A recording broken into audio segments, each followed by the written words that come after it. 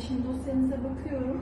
Sizi yaklaşık 2 ay, yani 1,5-2 ay Yani önce 21 Şubat'ta ameliyat olmuştum. yapmışız.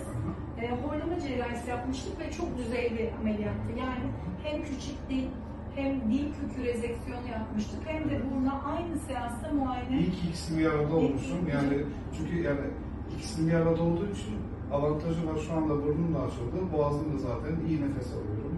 Yani geceyle mesela eşime söylüyor, çok horluyorsun. Yani önceden horluyordum. Şu anda hiç horlamıyorum. Çok dinç uyanıyorum. Hatta uyanamıyorum. Eşime şikayetçi yani. Uyanamıyorum.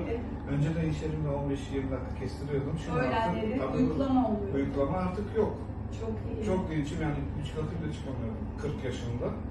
Şu anda yani 6. 7. katı çok rahat çıkıyorum. Yani oluyorsunuz.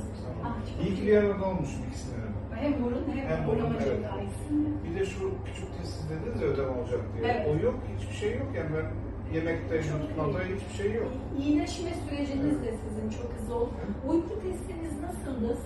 Saatte 27 kez 32,5 saniye nefesim gidiyordu. Şu anda o yok. Artık tamamen horlama yok, apne yok. Hiçbir şey yok. Yani ödem de yok. Siz dediniz ya yutkunmada sorun Evet. yok. 3. günden sonra hiçbir sorun olmadı. Yani ilk 2 gün biraz oldu. O da fazla acıtmadı. Şu anda iyi yani. Çok iyi. Bunlar güzel haberler. Çok iyi. Elinize sağlık Çok iyi. hocam. Teşekkür Çok iyi. ederiz. Geçmiş olsun.